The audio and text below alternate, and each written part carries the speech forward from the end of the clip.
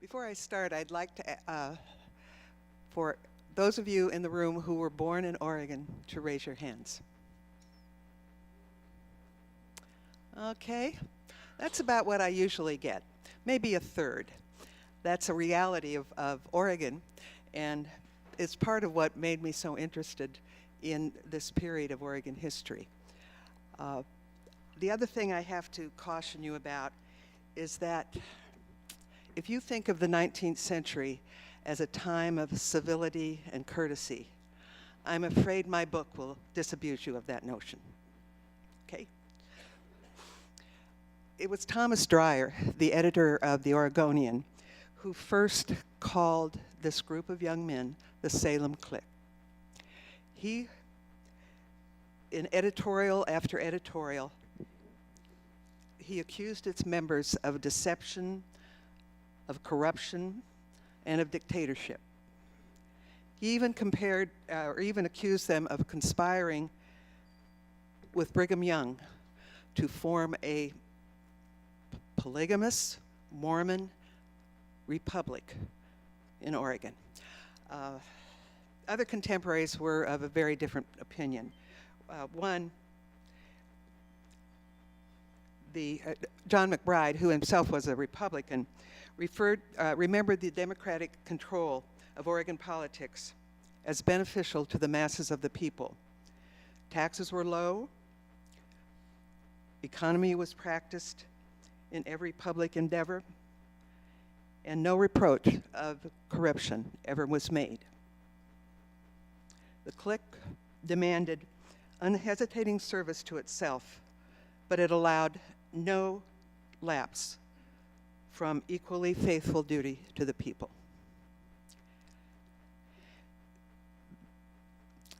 You all probably are familiar with the machine, with its boss. It was a very common thing in the late 19th and early 20th century. It was usually urban. The machine promoted its interest all the way down to the neighborhood level.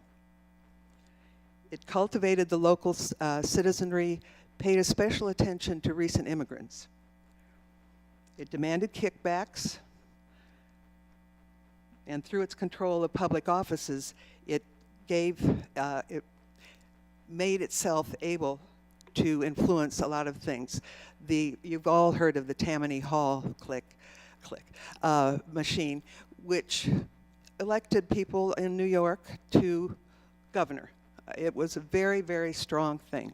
Well, the idea that something like a machine could exist in rural Oregon is kind of dismissed.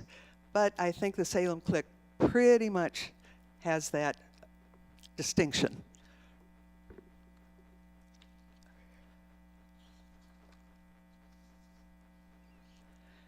But just as some historians have found a positive aspect to the machine, many historians have found a positive aspect to the Salem Clique.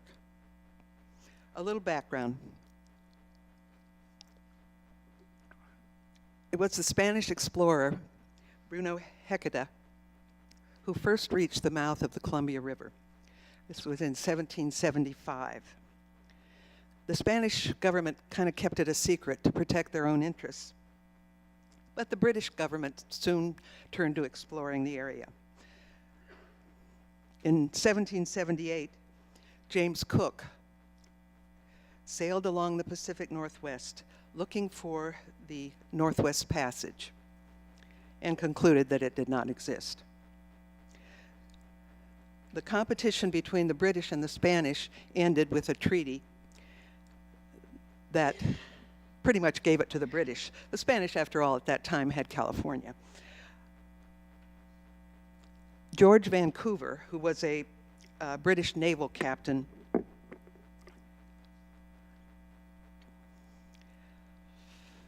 was sent to explore the Pacific Northwest, the coast, in 1792. It was especially to take an interest in the Columbia River.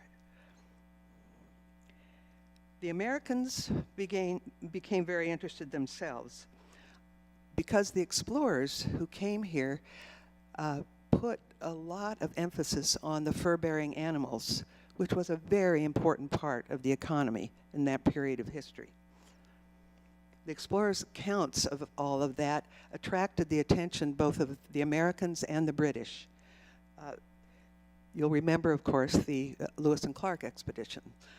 They came back and reported to President Jefferson that the Oregon Territory, or Oregon country, was a very, very wealthy and promising land. They also warned that the British had a big interest in it. Things worked out so that in 1818, the British and the American governments did something that is almost unheard of in history. They settled on a co-government of this area. And this area extended, it was a joint occupation. The area extended from the Alaska border, of course Alaska at that time was Russian, and went down to the California border. It included the Yukon Territory, British Columbia, Oregon, Washington, and parts of Idaho, Montana, and Wyoming. There were three elements that were important in the area. One was the English Hudson's Bay Company, which were the fur producers, and another was the French trappers. They were men who retired from trapping and moved into farming. They took Indian women as wives and settled in what is now French Prairie, Jervis. That's where that comes from. The Americans, I suspect that all of you have heard of Jason Lee, the Methodist missionary who came but found that there weren't very many Indians left to convert. And so he took to encouraging people, Americans, to come so that other people wouldn't take over the area. He was particularly directed against Dr. John McLaughlin, who was the British representative of the Hudson's Bay Company. McLaughlin was a fine man, as many Americans testified. Jason Lee, however, hated him and thought he was an obstacle to control of the region. In fact, when I was at Willamette, they never told me about this, but the Methodist Conference pulled Jason Lee back and told him, took him away from the Oregon Territory because they were unhappy with the way he was pursuing things against John McLaughlin. In 1843, the American settlers met, and there were British representation and French representation, but it was the famous meeting at Champoeg, where they set up a government, sort of. They passed what was known as the Organic Act, which did not please the British, did not please the French, because it made it clear that the Americans were eventually going to take things over. The Organic Act outlawed slavery, and it said that no blacks would be allowed in Oregon. It also offered land grants, obviously taking land from the Indians, 320 acres for a single man, a white adult male, 640 acres for married couples. Now the result of that, not surprisingly, there were not as many women as men. And so the law at that time was that girls as young as 12 could marry, just so their husbands could have 640 instead of 320 acres. In 1844, James Polk was running for president.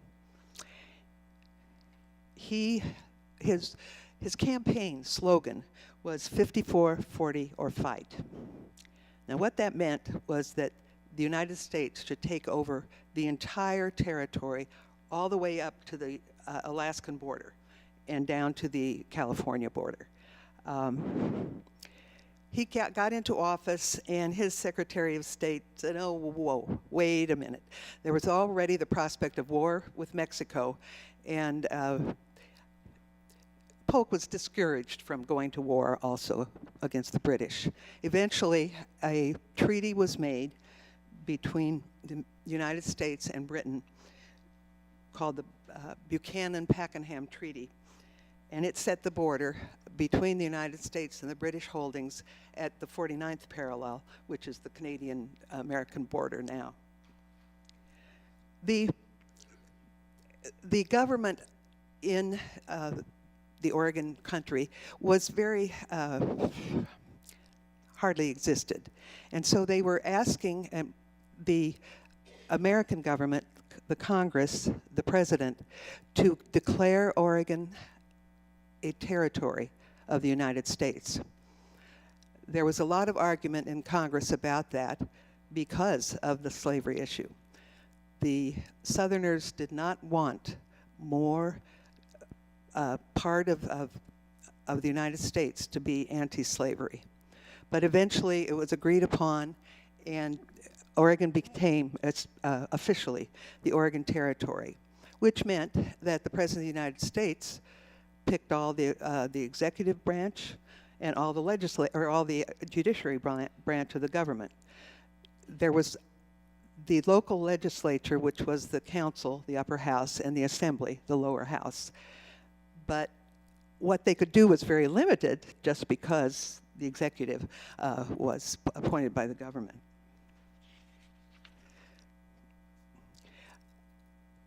There began to develop a certain party. The settlers brought their party affiliations and their party loyalties to Oregon with them. And the Democratic Party, which had begun under Thomas Jefferson and then took a more populist meaning under Andrew Jackson, the Whig Party was born as opposition to the Democratic Party. It focused on the development of urban economies and the institutions. The other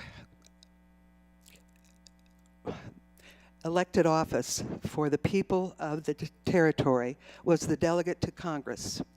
He represented the territory in Congress, but did not have a vote. So you would almost compare him to a lobbyist today. He was elected, however, by the people, or by the adult males. The first one to be elected was Samuel Thurston. Thurston was born in Maine in 1816. He attended Dartmouth College and Bowdoin College before coming to the Oregon Territory in 1847. He was an avowed Democrat. He was also a Methodist, so perhaps was attracted to Oregon by Jason Lee's efforts.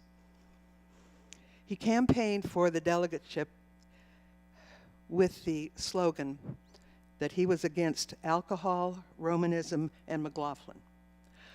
Romanism, of course, was the Catholic Church. And he was very much a promoter of the Oregon Territory. He said, "Bring all your guns to bear and reach Oregon, for if you land there without staff or scrip, and having but one coat or none, you have nothing to fear. Money is plenty, the highest wages are paid for men's and women's labor, and we have a generous and free people who know how to sympathize with another's woes and hardships." He also said, "Destiny has decreed Oregon a standing that California can never have." Thurston was able to get the organic law, the donation land law, through Congress, so that there was a huge coming of people to Oregon to settle, to have their farms, and to take over more and more of the land. They came by overland by what came to be known as the Oregon Trail. They came up the Missouri River and then down the Columbia River. They came initially on foot or horseback. It was only later that they had wagon trains. The other option was the sea option. They sailed down to Panama, took mules across the Panama Isthmus, and then came up by ship. Either way, it was a very, very difficult and hard trip, but people made it.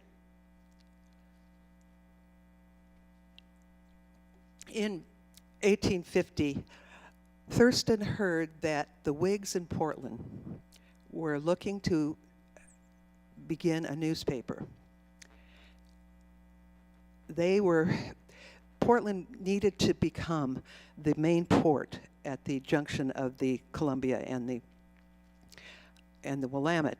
And the reason that was so important was that Milwaukee was claiming that, and so was Oregon City. The idea of a Whig paper in Portland made Samuel Thurston determined to have a paper, a Democratic paper, in Oregon City. He therefore went looking for an editor. He happened to be visiting with his wife's family back in Massachusetts, and there he met Hazel Bush, who was a 26-year-old man. He had printing and editorial experience. He was a lawyer, and he was at that time the town clerk. Thurston judged him to be a gentleman of high integrity and of the first order of ability. He persuaded him to come to Oregon and to found the paper with the understanding that no one would know about Thurston's involvement with it. He cautioned Bush to have your paper dignified with chaste and gentlemanly language. Bush arrived in Oregon City at the end of September in 1850. He came via the Panama route. Meanwhile, the Whigs had recruited Thomas Dreyer. He had been born in Canandaigua, New York. He had some newspaper experience. He had come to San Francisco for the gold rush. He had a press, a printing press, and he was looking for a job. Newspapers were a relatively unknown thing in the whole territory. The Spectator was founded in 1846, a short-lived press, the Free Press, in 1848. And then there was the Milwaukee Western Star, which became the Portland Weekly Times. The papers came out each week. They were exempt from taxes by the federal government, and their postage fees were also paid. But they were less purveyors of news than of opinion and marketing. It took, at that point, a month for news of the East to get out to Oregon, because we didn't yet have railroads. The settlers, too, had little free time and weren't really interested in what was going on back there. The papers had no staff of reporters, so even local news wasn't covered very well. Articles on science, arts, lifted from Eastern papers, made up a good deal of the paper. The Oregonian became alive, I guess, on December 4th, 1850. The front page of the first edition announced that it would support the Whig Party as long as it worked for the best interests of Oregon. It declared equal rights, equal laws, justice to all men. And it said that under no circumstances will we be drawn into individual controversies on local or civil interests. The Oregon Statesman, it was Thurston who decided on the name of it, which I've always thought he was thinking of himself. It debuted as a weekly in Oregon City on March 28, 1851. It said it was democratic, but it respect the opinions of all. In 1852, when Salem became Oregon's capital, Bush moved the statesman from Oregon City down to Salem. In 1855, the capital was moved to Corvallis, and so Bush moved the statesman. He found the Corvallis inhabitants, quote, the most tackiest, picayune, grabbing people it was ever my lot to fall amongst. A few months later, the capital was moved back to Salem. Whether under Bush's influence, I can't say. The Oregon Statesman, shortly after the capital moved back, the Capitol building was burned down. And they always said it was some Corvallis conspirator. The Oregon Statesman quickly became the best newspaper and the most read newspaper in the whole of the territory.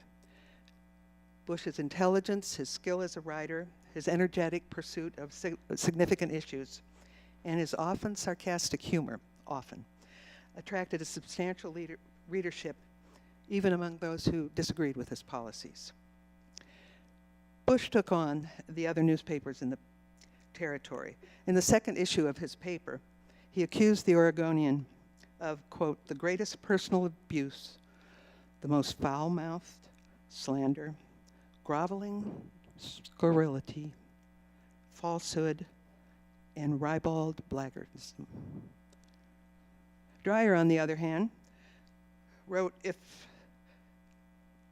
there's any animal meaner than the slimy, creeping reptile, it is the cowardly slanderer, paid libeler, and miserable lickspittle of the Oregon Statesman.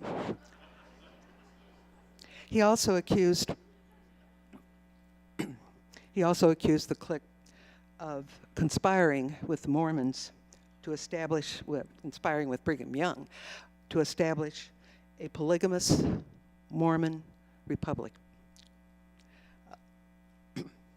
He also compared the members of the Salem Clique to Judas Iscariot and Benedict Arnold.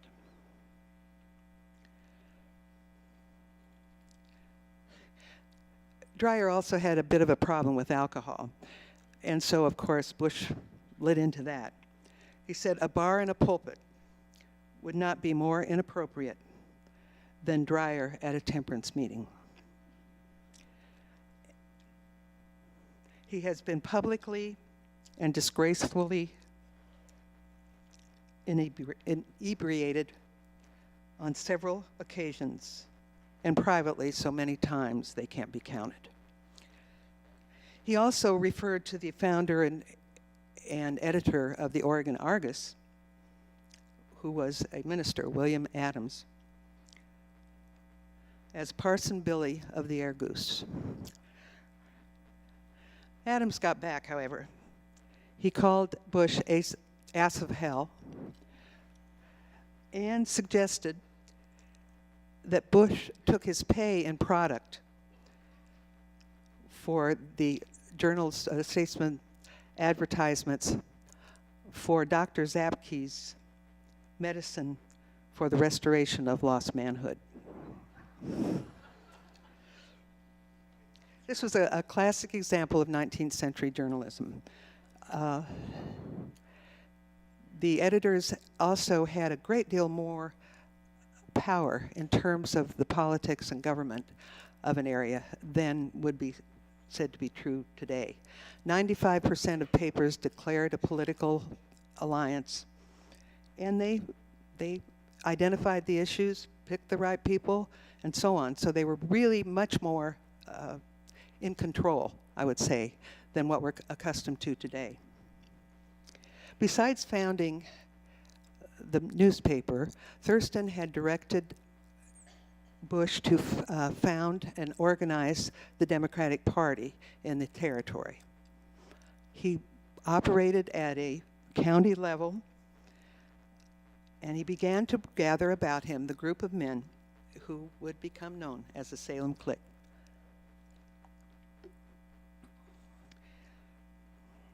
Most of his recruits had come to Oregon with land grants in one or another of the 10 counties.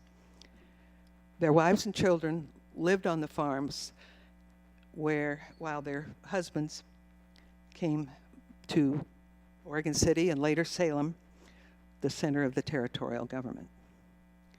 While a few had been able to attend prestigious colleges, others had struggled with a variety of jobs to support themselves. Some had newspaper experience, some had read law. Most important, they were like-minded in their political preferences. The first person who he partnered with was Matthew Deedy, someone you've been hearing a great deal about recently, the question of whether the University of Oregon should have a building named after him. Deedy was born in Maryland as the son of an Irish immigrant school teacher. For reasons that were not clear, they moved around a great deal during his childhood. He lived in Virginia, Ohio, Missouri, and Kentucky. He attended schools where his father taught and worked on the family farm. After his mother's death, Deedy left the family, perhaps after an disagreement with his father, because Deedy was not willing to become a priest.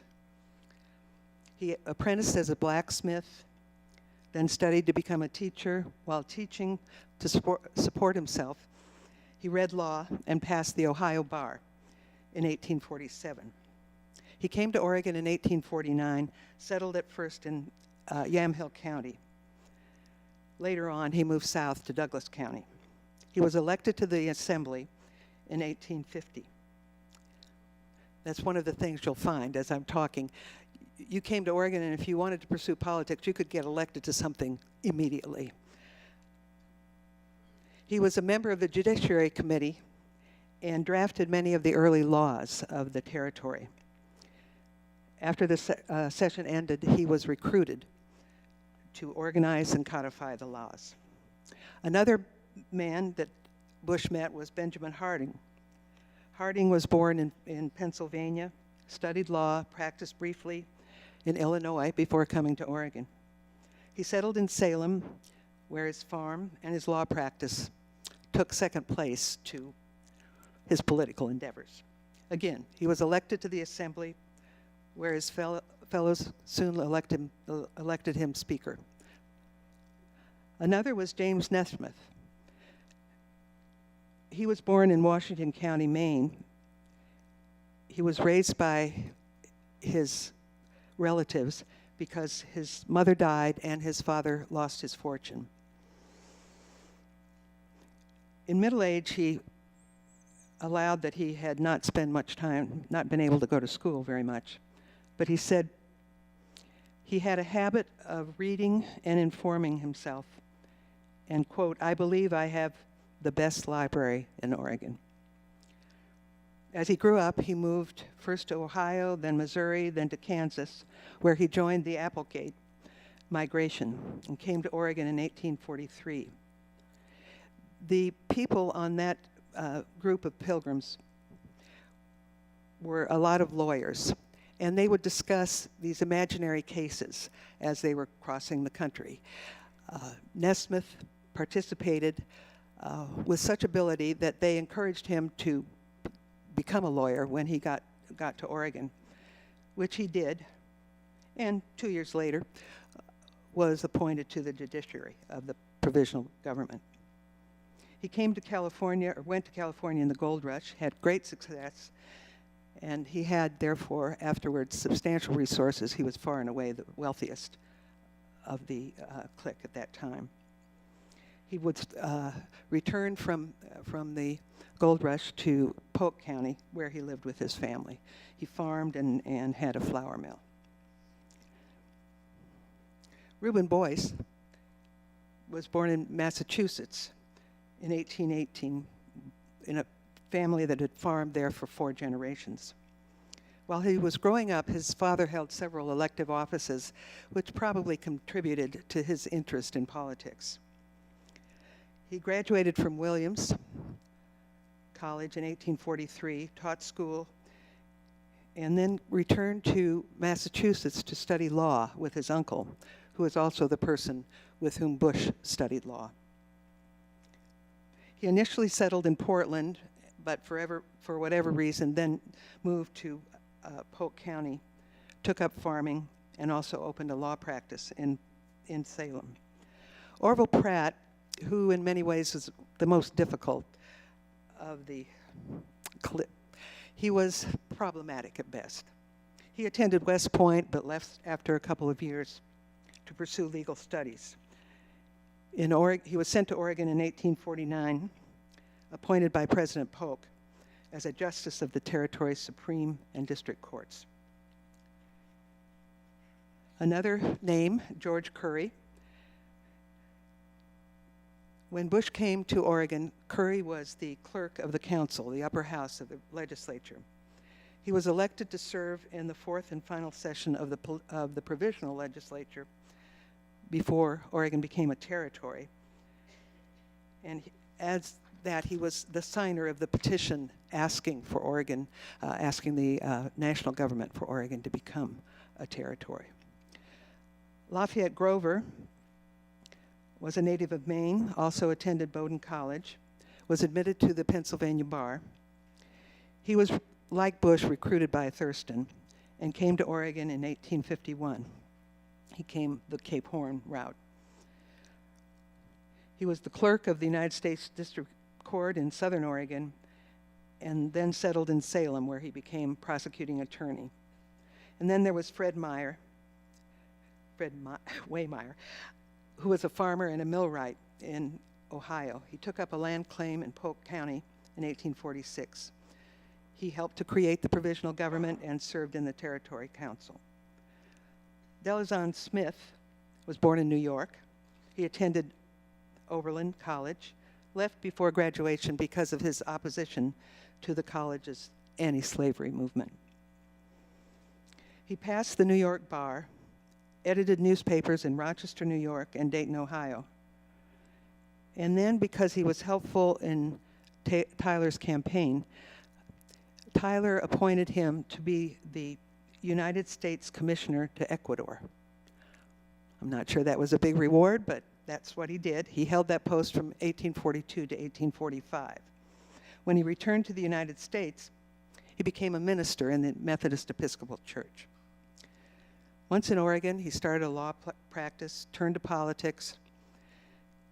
He was in Linn County. He was a great speaker, and they called him the Lion of Linn. Others that we think of as members included Stephen Chadwick, who was in Roseburg, William Tishner, who was in what is now Coos County, and Joseph Drew, who was first in Umpqua County and then in Portland. With the help of Dee Dee in particular, Hazel Bush became the clerk of the assembly. He also got the post of public printer, to the dismay of Thomas Dreyer and the Oregonian. And it was kind of an interesting appointment because he didn't even have his press yet.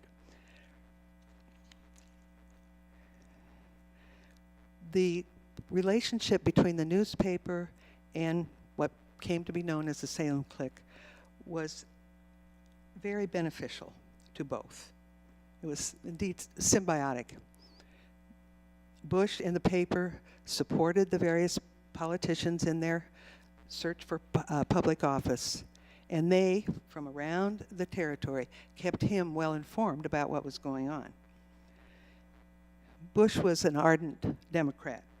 He explained how a recent newcomer coming from Europe would distinguish between the Democrats and the Whigs. He would soon discover that man as man, is, in the broadest sense of the term, is the highest objective of legislation to all Democrats. On the other hand, the immigrant would constantly see, notwithstanding many professions to the contrary, that the continual object of the Whig Party, when that party was in power, is simply to benefit property. to enable favored classes to accumulate it, and in fact, to make man a mere incident.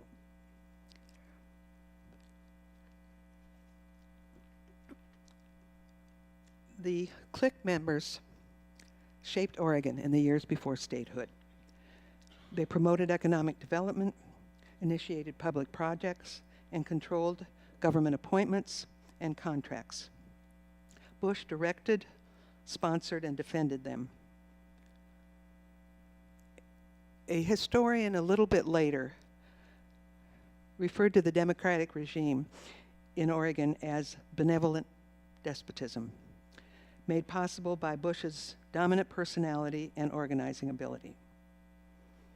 T.W. Davenport, another historian, called Bush the most influential and feared of any man in the territory. An issue that almost immediately became of highly partisan character was the controversy over the location of the capital of the territory. Under the provisional government, and when Oregon became a territory, of course it was Oregon City. But late in 1850, in a private discussion with fellow Democrats, Matthew Deedy introduced the idea of moving the capital to this small town on the Willamette River. It was a town of merchants and craftsmen who were well equipped to meet the needs of the surrounding farmers. Deedy's argument for Salem was a strong one. More than half the territory's population lived there in Marion, Polk, Lynn, Benton, and Lane counties. It was largely a reaction to the fact that Oregon City was controlled by the Whigs.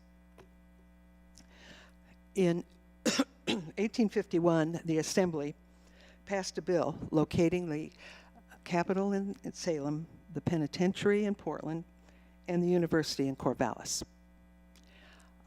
That was an interesting thing. The university didn't come for very, very many years. Reuben Boyce remembered his March 1852 trip to Salem, which was then, believe it or not, a 3-day horseback ride from Portland, which I find hard to believe. I have to check on that, but that's what they said. He said most of the way was over open prairie or along dim paths between scattered settlements. The Willamette River flowed clear and beautiful, as now, between banks covered with cottonwood, alder, maple, ash, and towering fir, undisturbed by crafts of commerce, except for the bateau and the Indian canoes. Indians then camped in numbers along the banks of both the North and South Mill Creeks. In a letter, a decade later, to his parents, Boyce wrote of the town's progress. 7 fine brick stores were built here last summer. We are no means out of the world here. Mail comes regularly. Steamers are continually applying the river, and there's as much to do, as much life here as in Hartford or Springfield. There are 4 churches, which are very well attended. The town is rapidly building up and has the air of thrift and progress.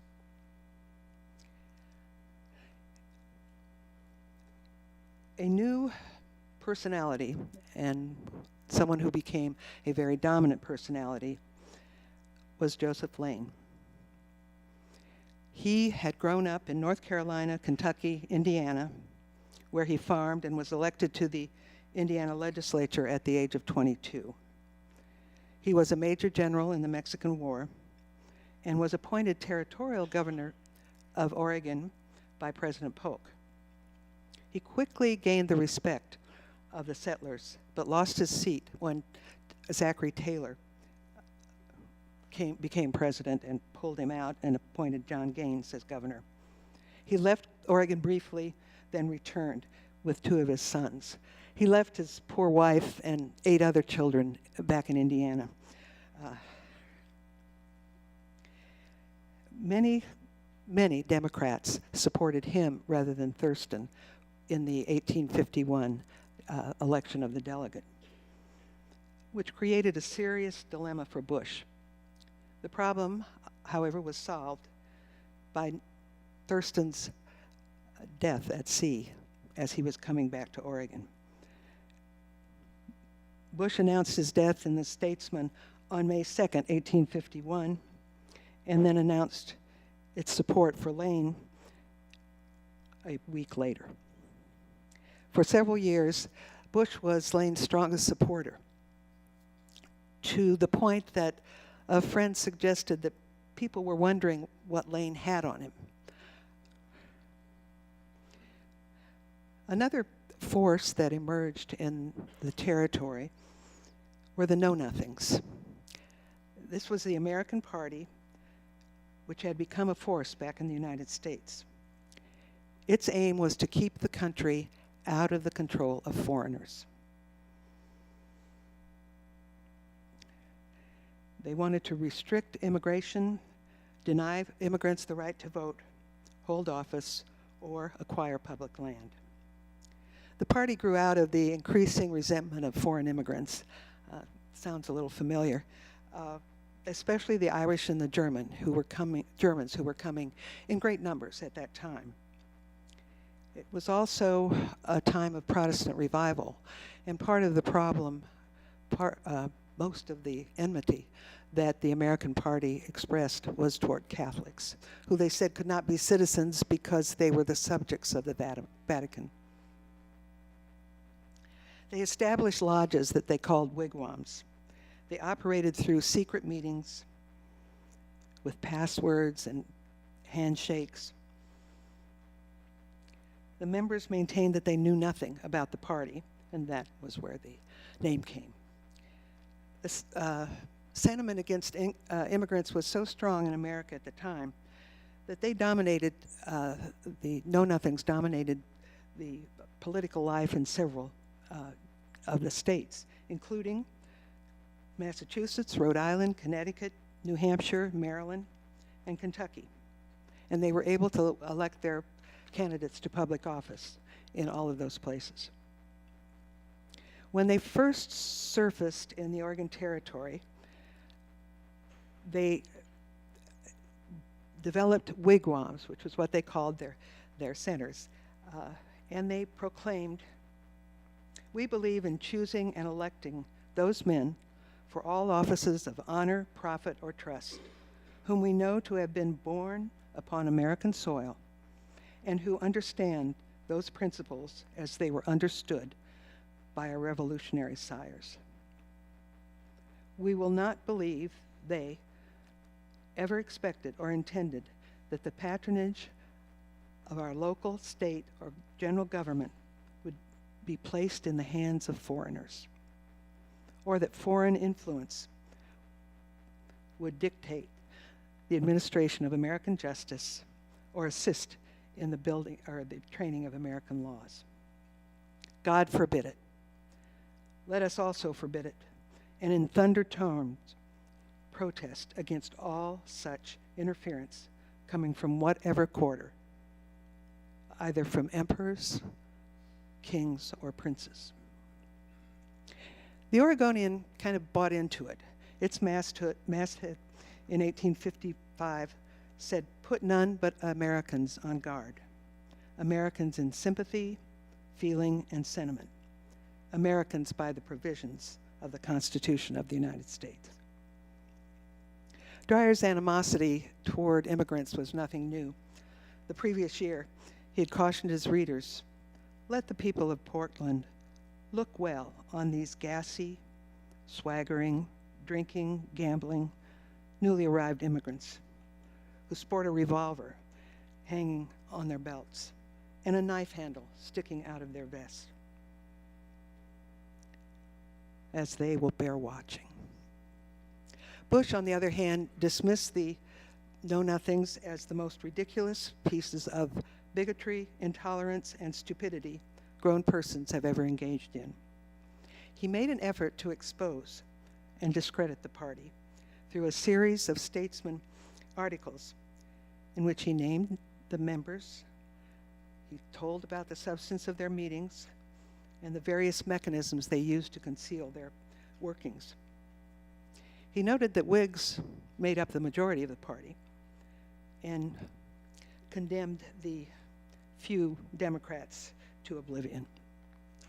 Later investigation indicated that Bush's source was a Statesman printer who infiltrated the party. The Know-Nothings reacted quickly to his critique. Members threatened Bush, demanding the name of his source. For some weeks after the first article was published, armed friends accompanied Bush wherever he went. At one point, as Nesmith reported to Ling, about 20 of them surrounded Bush and myself on last Monday evening and threatened to eat us up. We drew our revolvers, and the heroes cooled down and looked very foolish. During the December 1854 session of the legislative body, Delazon Smith, with Bush's guidance, introduced a bill requiring that citizens announce their votes in public or submit them to a judge who would then announce them in public. The concept was not a new one. It was known as viva voce. It had been tried and abandoned in a number of states: Kentucky, Georgia, New York, Maryland, Arkansas, and Pennsylvania. In Virginia, it survived the Civil War. Viva voce remained in the Oregon Constitution until 1872. As powerful as Bush and the Clique seemed to be, there came a split in the Democratic Party. The Hards, as they were known, were the Salem Clique and its followers. The Softs were the rebellious Democrats, mostly from Portland. Another issue that weighed very heavily on people during that decade were the Native Americans. Dreyer was very critical of any effort to make peace with the Native Americans. Bush agreed. His editorials consistently opposed any recognition of Native rights. In 1858, they were setting aside land in Central Oregon for Indians. Bush objected to the treaty that valued the degraded and bestial savages, at least in their own estimation, to political equality with whites.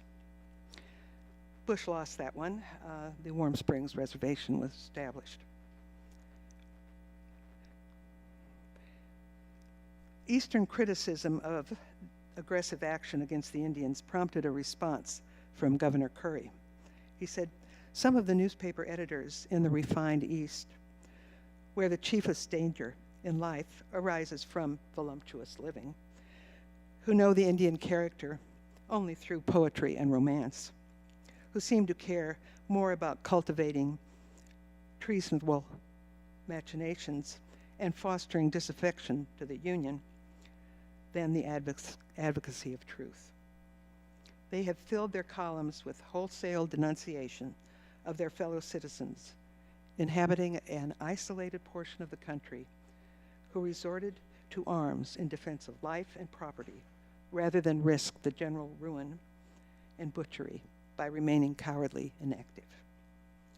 It is painful to conclude that the success of the whites in repelling the attacks of the ruthless invader was less gratifying to such mental organizations, those in the East, than would have been the depopulation of both territories by Indian conquest." That gives you some sense of where things were. And then, of course, there was slavery. It was well established as an institution in the United States when it became independent.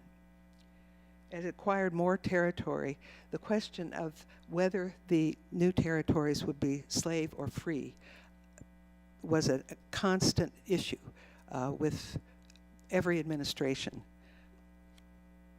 The South feared that the addition of any new states that were against slavery would change the balance in the Congress to the people who wanted to get rid of it, and that it would affect the strength of the South. There have been several ordinances as new territories were acquired. The Ordinance of 1787 banned slavery in what was known then as the Northwest Territory: Ohio, Indiana, Illinois, Michigan, Wisconsin, part of Minnesota. Effectively, it set the Ohio River as the line. The Missouri Compromise settled the issue on the states or the lands that came with the Louisiana Purchase. And then in the Compromise of 1850, the lands won by the Mexican War in 1846, 1848, set an imaginary line across the continent: free territory to the north, slave to the south. Oregon. The Oregon settlers sought to keep blacks out of the territory.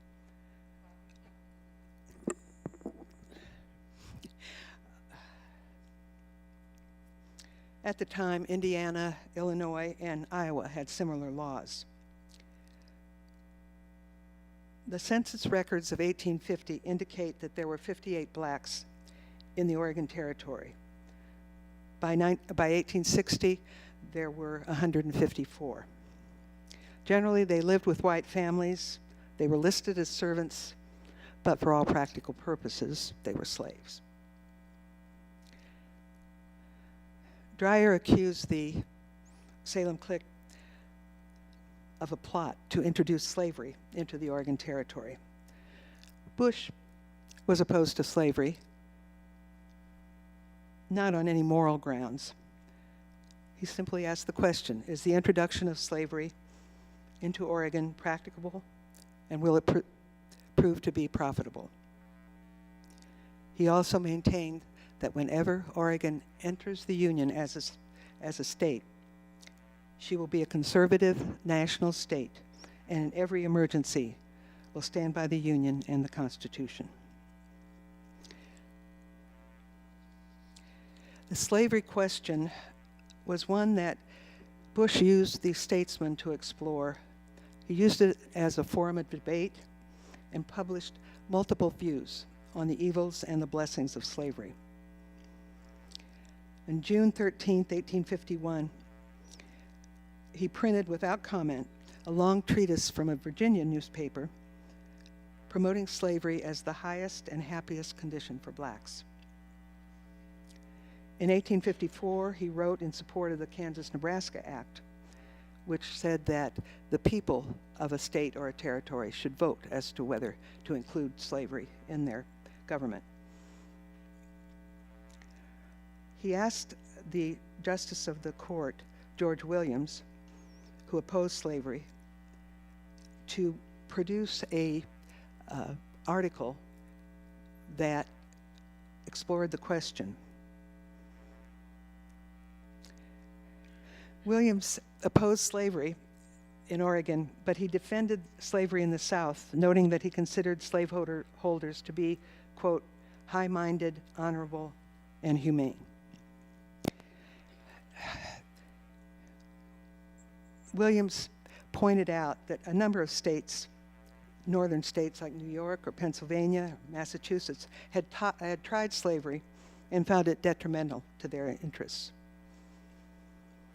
He also said that because a man would be raising sons, he would want his sons to do appropriate work. To have it instead done by slaves would make the sons unfit.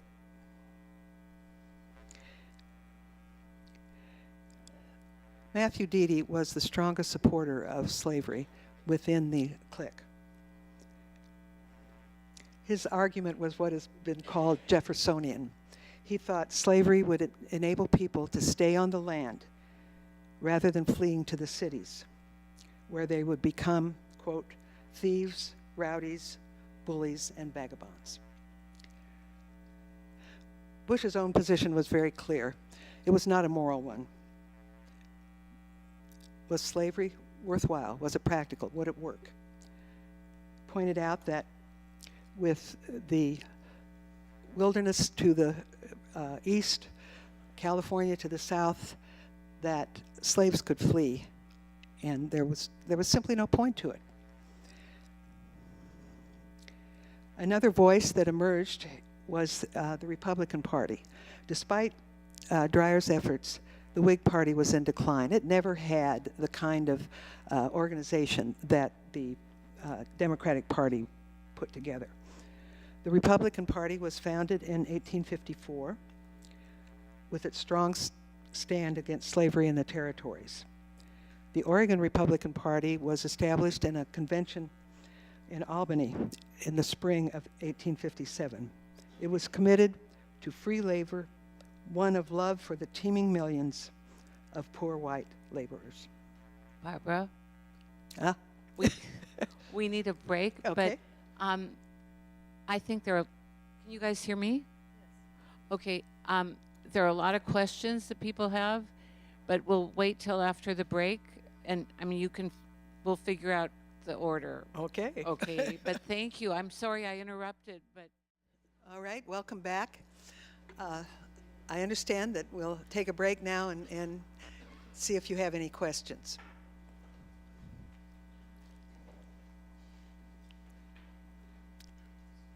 Yes. You know, they have to. They need the mic first.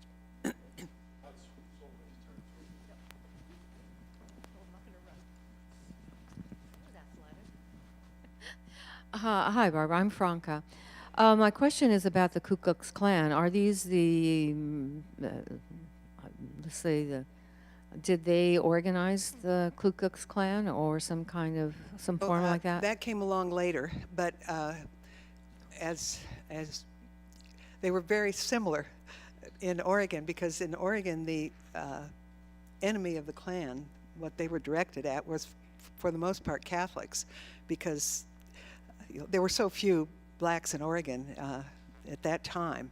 But I'm afraid the Ku Klux Klan is still around in Oregon, and it's really distressing that we would have that still going on.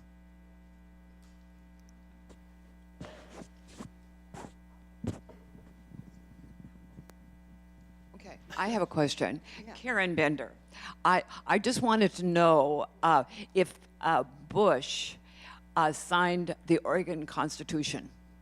No, he was not a member of the Constitutional Convention. He was the printer for it, but not a member.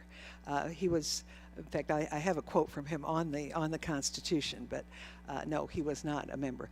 There were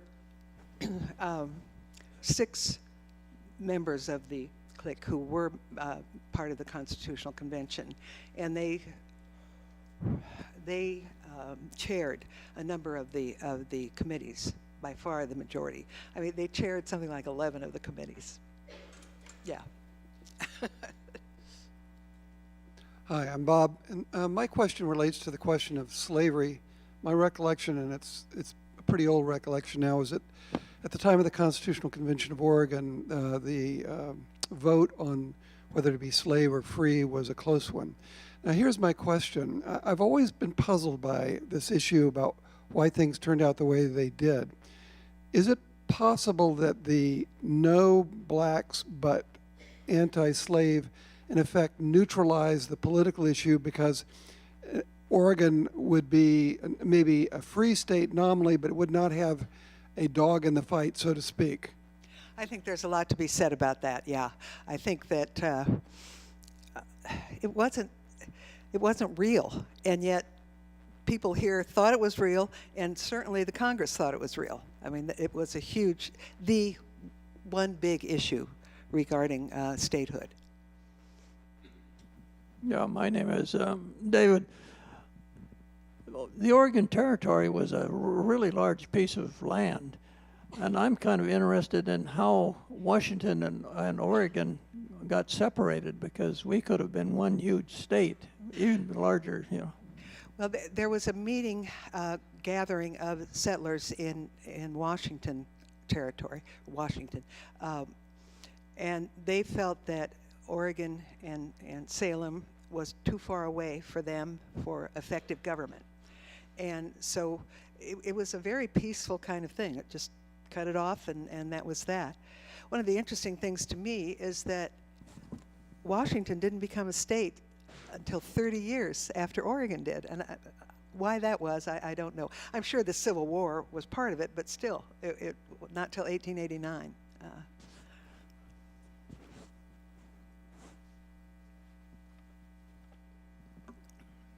Hi, my name's Bill. I have heard that the decision to make Salem the state capital was helped along by a fellow named Wilson who offered free lots to a number of the legislatures. Is that true? Not that I've heard, no. Sorry, I'd be much more fun if it had been true. Do you have a length of time that you'd like to allocate for questions? We don't want to own your time beforehand. Whatever, it's fine. Well, it takes on a life of its own. We could ask you questions for 3 hours. Well, maybe I could finish and then we could have more questions. That would be great. Would Is that that okay work? with everybody? Okay.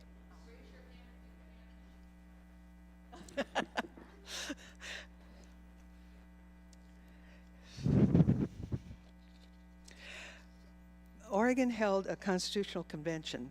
It lasted only about a month in August of 1857.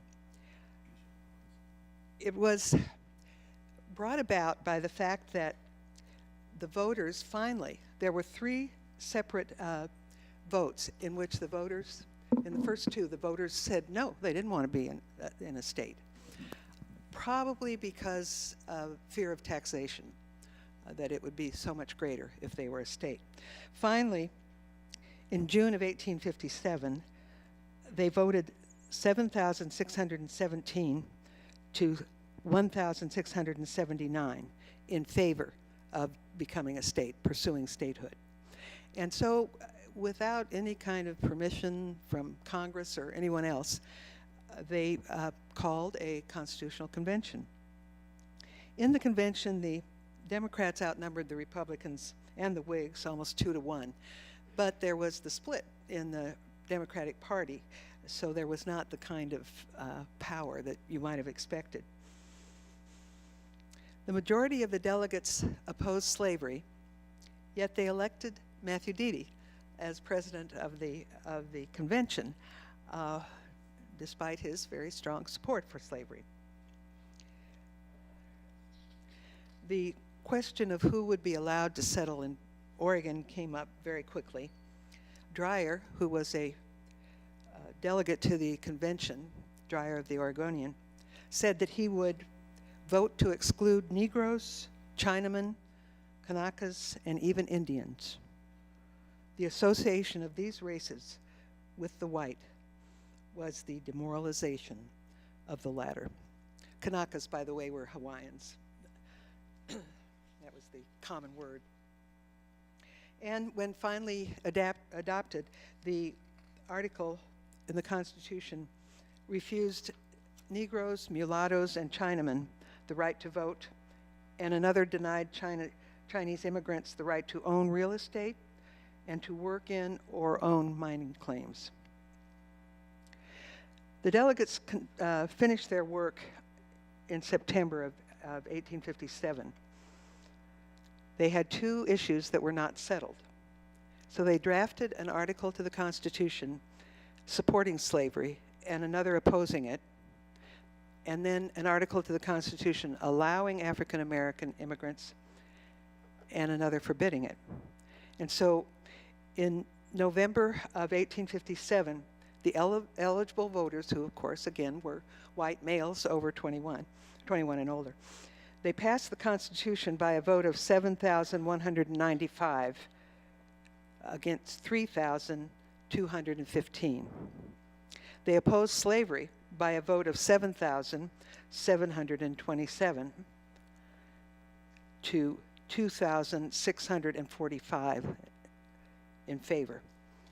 They opposed the admission of free Negroes to the territory by 8,640 to 1,081.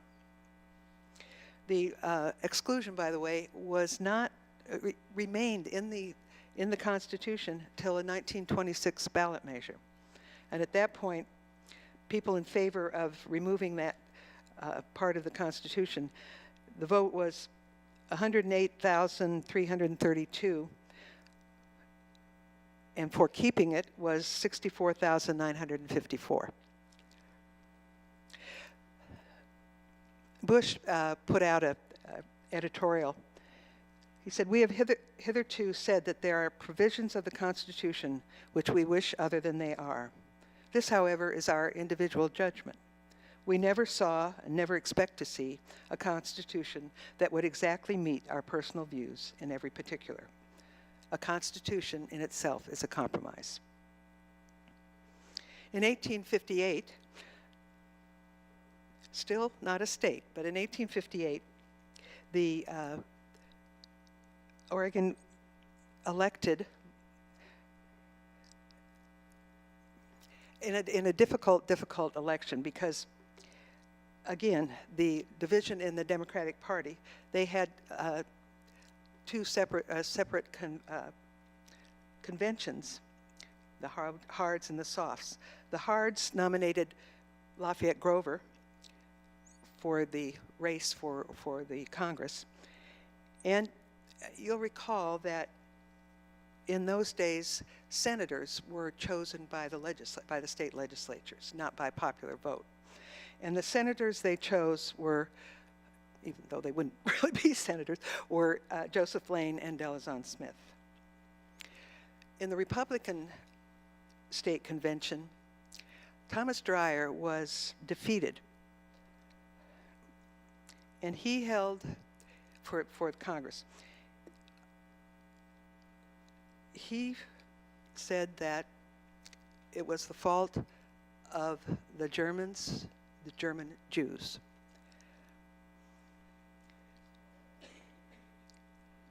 His animosity toward immigrants was nothing new, as reflected in his adoption of the Know-Nothings.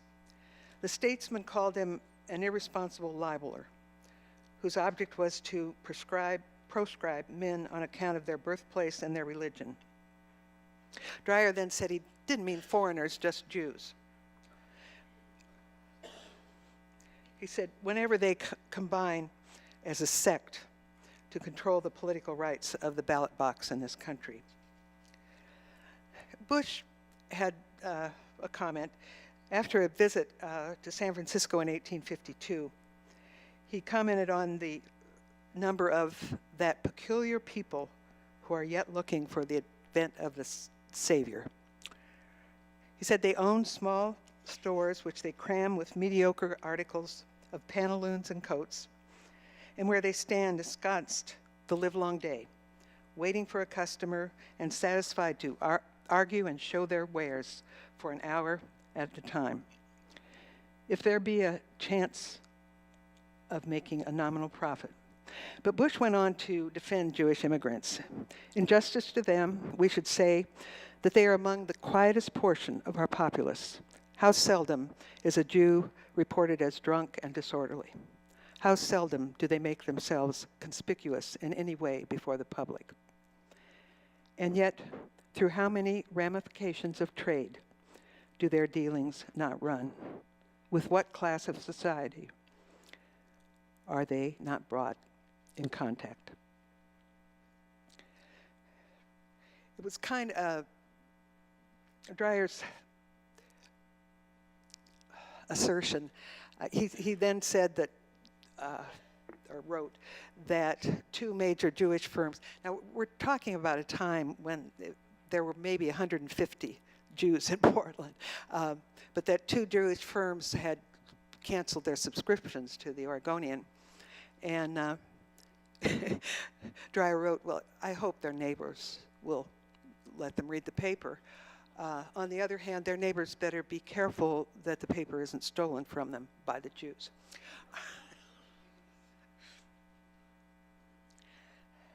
So now we turn to the debate in Congress over the admission of Oregon as a state. The issue of slavery was the central issue. As I said earlier, Southerners simply did not want a free state. Sorry. The Senate finally approved admission in May of 1858 by a vote of 35 to 17.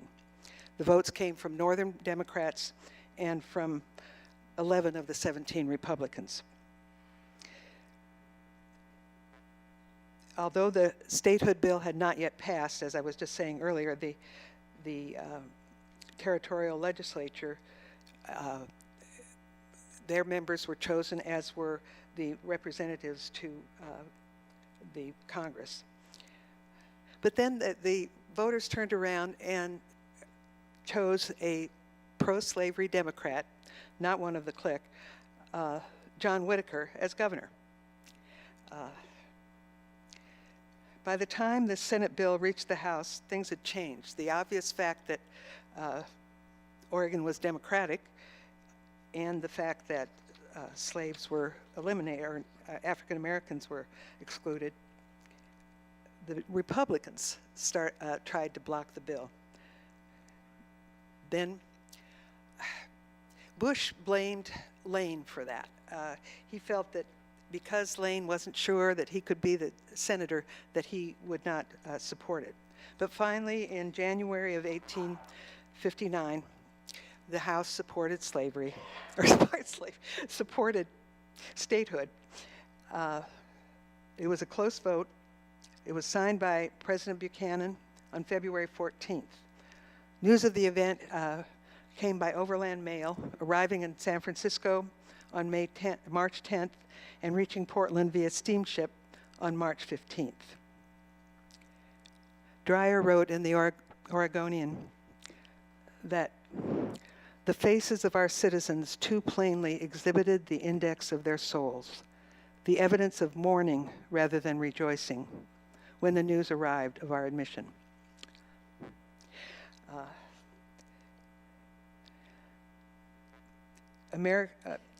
The first state legislature of Oregon met in 1859, in May of 1859. There were 12 Democrats, 3 Republicans, 1 independent, 29 Democrats, and 4 Republicans.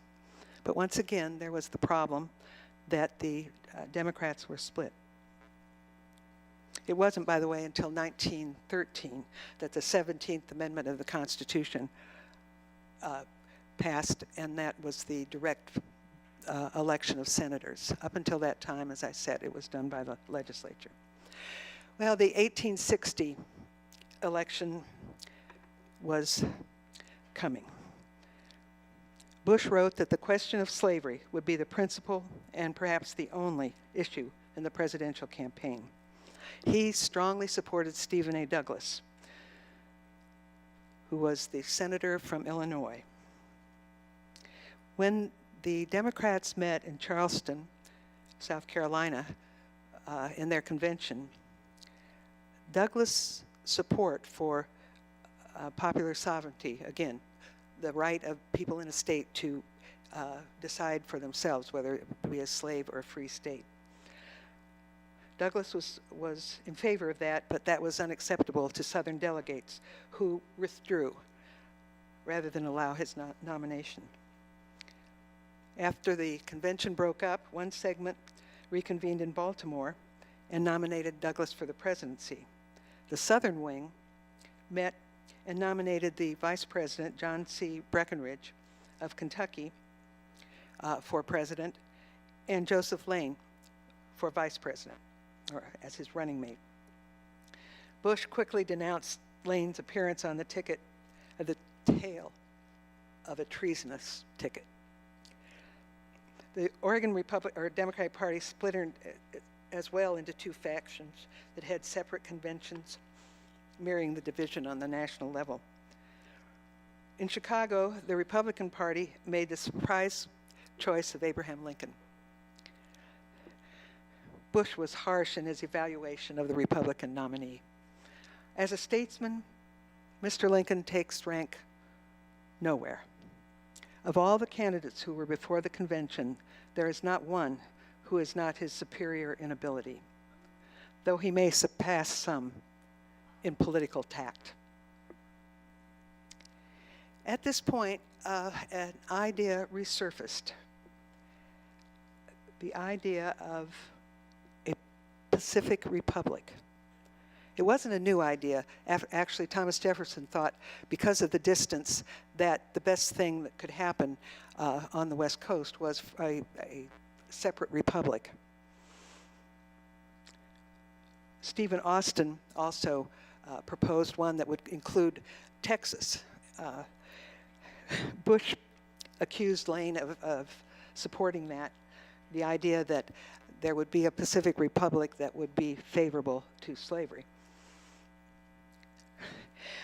Bush accused Lane of favoring the arrangement and rejected it. Quote, "What a ridiculous figure would the Pacific Republic cut among nations, with a population of little more than 500,000, scarcely able to protect ourselves from the inroads of the Indians upon our borders, hardly rich enough to sustain the expenses of our economical state governments, and dependent upon the bounty of the general government for military protection, mail facilities, and for the salaries of a large number of our public functionaries. What would our fate be were we to cast ourselves loose from the protection and assistance which we receive now? With Mexico on one side, British Columbia on the other, a defenseless seacoast in front, and a horde of hostile savages and marauding Mormons in the rear.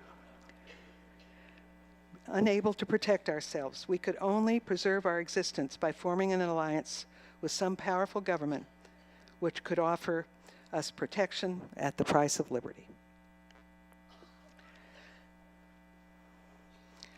After the hard-fought state election, the Oregon legislature met in September of 1860 to choose 2 senators.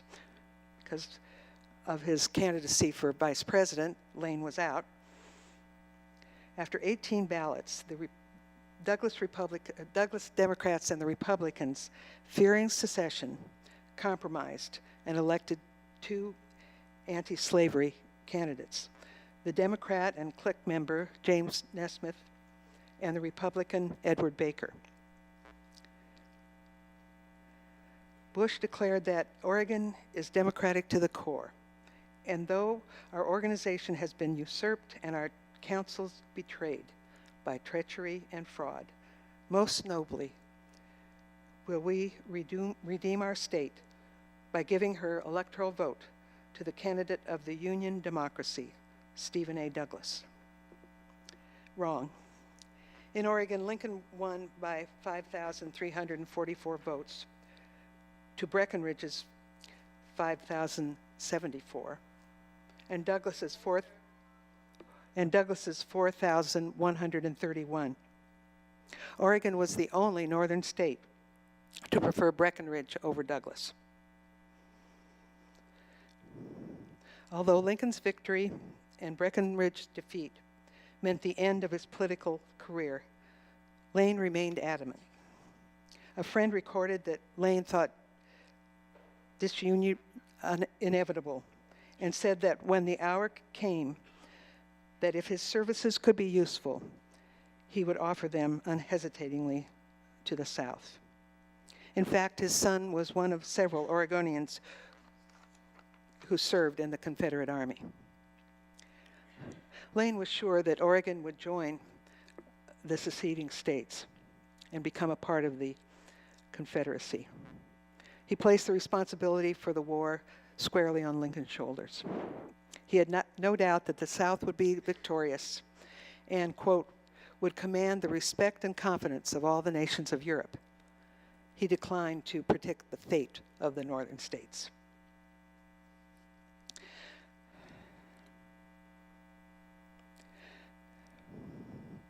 Bush strongly supported the Union cause, and he attached great importance to the war. It is to determine whether or not free institutions can stand the shock of formidable rebellion and insurrection. If they fail now, they fail forever, and the world goes back 1,000 years. Many Oregonians did not share Bush's sentiments. Various pro-Confederacy plots surfaced, some real, some imagined. There were the Knights of the Golden Circle, dedicated to the South's cause and committed to the destruction of the Union.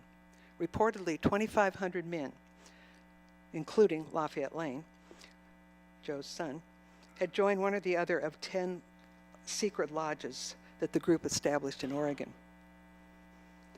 In great secrecy, they trained and purchased guns and ammunition in a plot to seize the Union Army's fort at Vancouver. Their efforts came to nothing, but their potential frightened many. In February of 1862, Bush wrote Nesmith, who was then a senator in Congress, "Boyce, Heath, Harding, and myself wrote to you to have Lane sent to Fort Lafayette. We are of the opinion that if there is an outbreak here, he must head it. He is the only man they have got that could do it. It would help the security of matters in Oregon amazingly to arrest him. Don't fail to have it done at once, if not already." Didn't happen. Lane was on his farm in Douglas County and was pretty much beyond any kind of effort.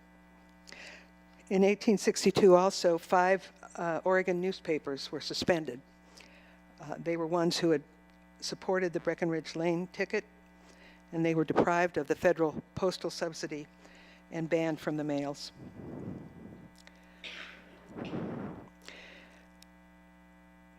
There was created a Union Party in Oregon. It was an alliance between Republicans and Democrats loyal to the Union. It was a difficult partnership, but Bush was very much a part of making it happen. And he said he'd had to make concessions, but there was no other way to keep the state out of the hands of the secessionists. Bush expected that the hardships of the war would ultimately end slavery and thought the South should have thought of that before they declared rebellion.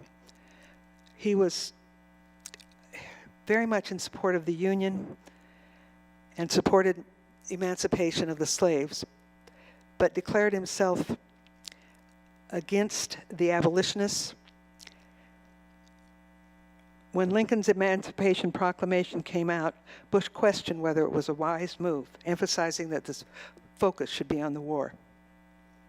When the Civil War ended, Bush said, "A liberal policy toward the conquered states is the one, in our judgment, most worthy of the nation and best calculated to harmonize the clashing antagonism of a broken union."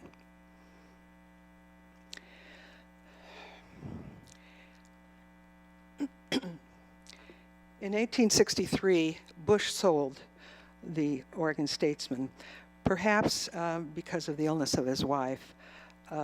He asked Matthew Deedy to consult her doctor about his diagnosis. Her doctor was Gleason, only it's really pronounced Glisson. You know the street in Portland. I've always thought it was Gleason, but it's Glisson. His wife died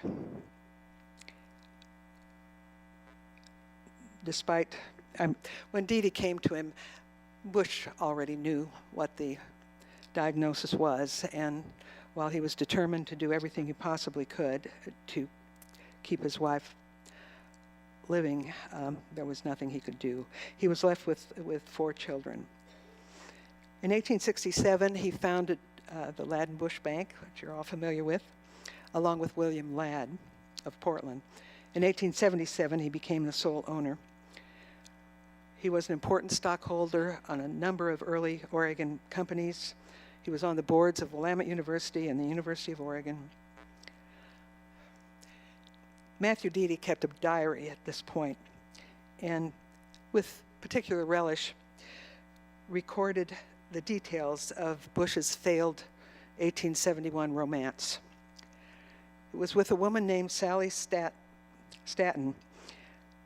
Bush planned to marry her, but rumors circulated that she'd had an affair with a man in Eugene. After Nesmith learned of her infidelities, he reported to Bush. Bush confronted her and ended their relationship.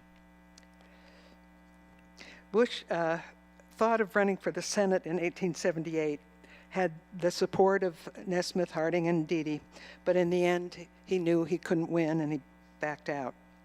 He was a delegate to the National Convention in 1892, and the strangest thing in the world, he accepted the appointment to be the superintendent of the state penitentiary. He served for 2 years, brought a good deal of order to it. Why? I don't know. He also became reconciled with Joseph Lane. He supported Lane in 1880 when Lane was 79 years old but running for the state senate. He was a pallbearer at Lane's funeral.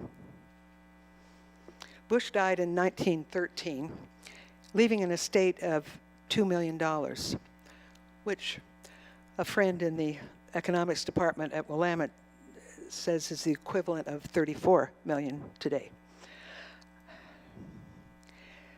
Deedy was, of course, a judge and very well respected, but he had not abandoned his sympathetic attitude towards slavery.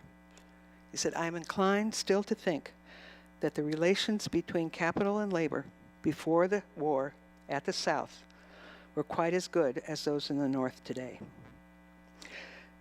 Deedy, too, was very solicitous of the aging Joseph Lane, congratulating him on his 78th birthday and following up with an invitation. "Mrs. Deedy and I want you to come and dine with us at our boarding house, Mrs. Hill's, on tomorrow evening or some evening this week that will suit you better at 5:30." The idea that a Superior Court judge lived in a boarding house is a little hard to imagine. Deedy, too, sometimes had some strange ideas. Commenting on a pamphlet promoting eugenics, Deedy wrote Nesmith, "It is a pity his plan of breeding humans could not be put into practice. I am sure it would improve the race, even if it led to the extinction of present families. I have often thought and said that the building and maintaining of costly asylums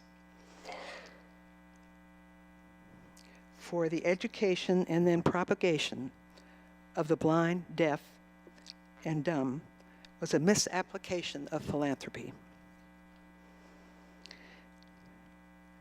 In the same way, these orphan asylums in the large cities, which good people support and carry on, are mostly nurseries where the fruit of crime and the offspring of vice, ignorance and brutality are nurtured and reared, to be turned loose and prey upon society.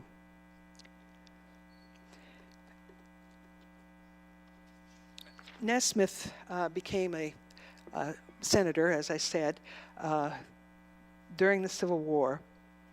He was often called upon by the U.S. military because he had considerable wartime experience. He and Deedy were close friends, and their correspondence during that period is very, very interesting. At one point, Deedy didn't hesitate. At one point, he got after Nesmith for his gambling. And that letter is in the Oregon Historical Society library. Nesmith's response is not. But there's another letter from Deedy saying, "I'm glad to hear that you're not gambling anymore." And then there was another letter saying that there was talk of a senator and a woman in the Treasury. Deedy apparently then denied that one as well. But again, the letter isn't there. So it was a strange relationship. Okay, I think I will stop there. If you have any questions, I'm happy to answer them. Yes.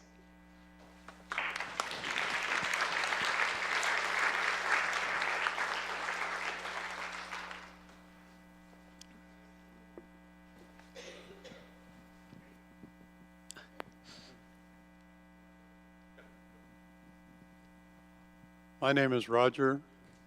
My question is, you use the term hard and soft Democrats. I'm not familiar with those terms.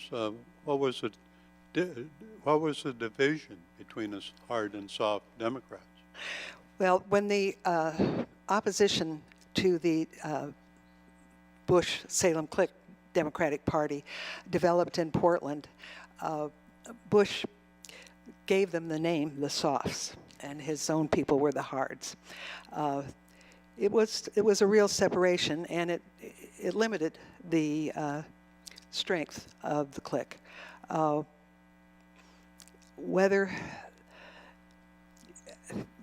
One historian says it wasn't really a matter of a difference in doctrine. It was a matter of the fact that there were only so many public jobs and too many people who wanted them. So This is Barbara. I have a question about the Mormon issue. Who was for and who was against, and how did that get? And was this before the Mormons were kicked out of Nauvoo and came to Utah, or how did that fit into the history? It really, apparently, for a number of people who were in Oregon by that time, the whole idea of the Church of Jesus Christ of Latter-day Saints was a complex issue in their homes back in the States. And so with it was something Dreyer could use. Bush absolutely denied it, but he said that you're talking against a religion and you shouldn't be doing that. There was really not much of a presence of Mormons in Oregon at all at that time, but Dreyer had to come up with some accusations and I'm sure they registered with some people. That's just the reality of life.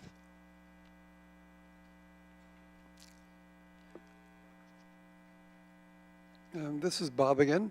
My question relates to, did you ever do any analysis, or did somebody else do any analysis of the Salem Clique in terms of why they shared the common belief in democratic politics at that time? Now, you did mention that it was pro-agrarian, Jeffersonian in character. Did they have a farming background? Did they come from a similar location and background?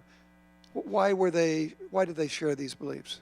Well, I think you would say that all of the settlers brought with them their political beliefs. And if they hadn't believed that, they wouldn't have been a part of the Salem Clique. I mean, that's one reality. But they came from, in some cases, really rather not wealthy, but rather well-to-do families, going to Bowdoin or some of the Dartmouth and so on, as some of them did. But they were, the point of it all was that they were Democrats and believed that that was the best way to run the country, I guess I would say. And even those who, like Dede, he was very pro-slavery, but the minute that secession began, he was absolutely for the Union. There was never a question of that. The other thing I would say about Dede, he never owned a slave. So, does that help? Sorry.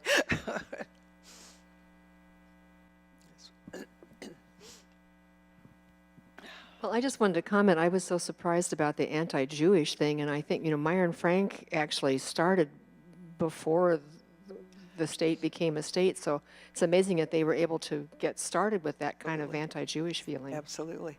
There's a wonderful old book about the Jewish department stores across the country, and Meyer and Frank figures in it as very, very interesting how that particular niche became important for Jewish people.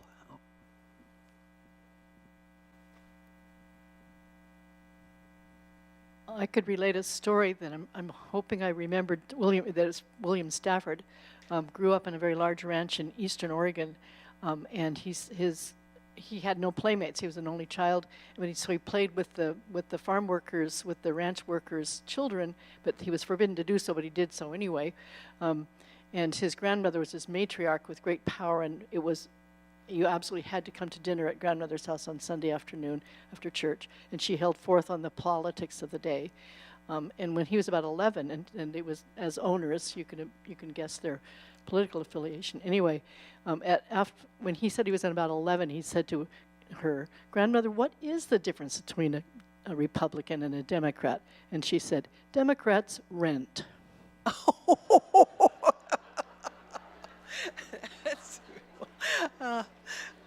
Oh, I think there were some people who did quite well in the clique, I would say. And you do know the house that's over there that belonged to Hazel Bush. Well, Barbara, I have a couple questions. One is, when you did your research on dictators or dispatches and dictators, you had a family member or descendant that you worked with in that book, and I'm wondering, with the Salem clique, were you able to talk to any of No, these? there were no descendants that I found. I'm sure there Surface. are, but I didn't find them. No, the research for this was very much based in the Oregon Historical Society library, but then other, Willamette, for example, has the Boyce papers, and there are others around that have different things. It was a matter of a lot of letters. I don't know what historians are going to do now when people no longer write letters. A lot of letters, and the handwriting in those days was so elaborate. It's very hard to read. But you won't believe this. There was a project during the New Deal, recovery from the Depression, where someone typed up those letters. And so, blessedly, a number of the ones that I had to look at were typed. And I got to compare them. They were very, very faithful to the originals. The other thing, I'm practically blind because reading 1850s newspapers on microfilm is no fun, I assure you. Okay, thank you very much.